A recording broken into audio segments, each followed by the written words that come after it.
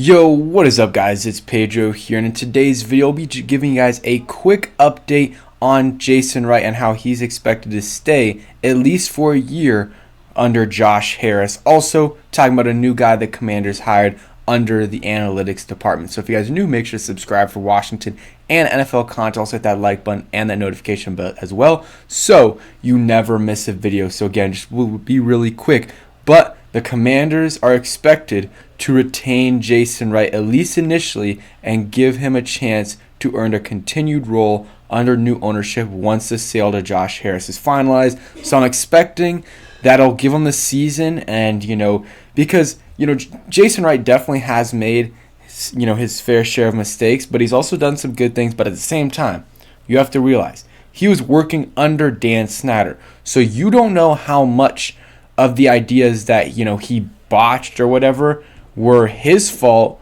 or were Dan Snyder's fault. And of course he did agree to work under Dan Snyder, but there could have been a lot of times where he was like, let's do it this way, and then Dan's like, no, that's cost too much money, or I just want to do it my own way, and that made the whole situation just much worse. That definitely could have happened. And maybe the Sean Taylor situation and other situations as well were worse because of Dan. I mean, everything was worse with Dan here in Washington, and it looks like this will be in just a few weeks, less than a few weeks.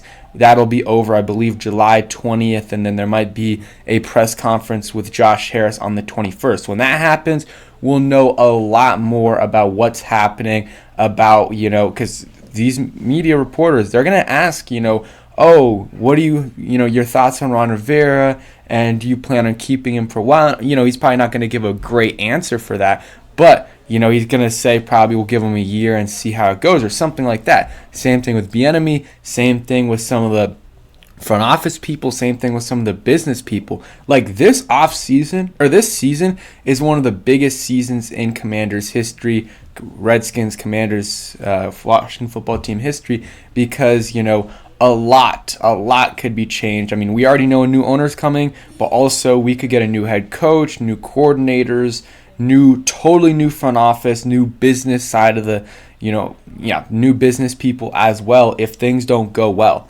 Even if things go okay, like 9 wins, things could also change as well. I mean, the business side isn't as much as, how well they do. It's more about the money that they're making. But, we'll see how that goes as well. Josh Harris definitely is going to give him the season and maybe even more as well to see how he does and how he works with other people, the people he hires. I think he could give him a little bit of a longer leash than maybe Rivera, but at the same time, he needs to know, how he's going to get the stadium and everything. And if Josh Harris isn't that guy, or no, not Josh Harris, if Jason Wright isn't that guy, then he's going to need a new guy. But they also are pressed for time with the stadium. So I actually might not give him a ton of time. We'll see. I'm fine either way. I think all of these guys deserve a chance, but I think Jason Wright especially deserves a chance to see what he can do on the business side of operations without Dan Snyder, the shadow of Dan Snyder, because Rivera, I'm pretty sure he did almost everything he wanted to without, interference from Snyder, but Jason Wright, so many things were worsened because of Dan Snyder. People not wanting to go to games, every single week a new allegation, and he has to try to, make things look better than they are when it's so hard. Like he had one of the hardest jobs in the world these last couple years, working as the president of the Commanders under Dan Snyder, when there's a new allegation, new whatever investigation every week or two. And that just hurt ticket sales, hurt the reputation of the Commanders with business partners and just with fans in general in terms of buying tickets. So, his job's going to be much easier without Dan, and I think he definitely deserves a chance to, prove how good he is. And that's kind of the Jason Wright talk.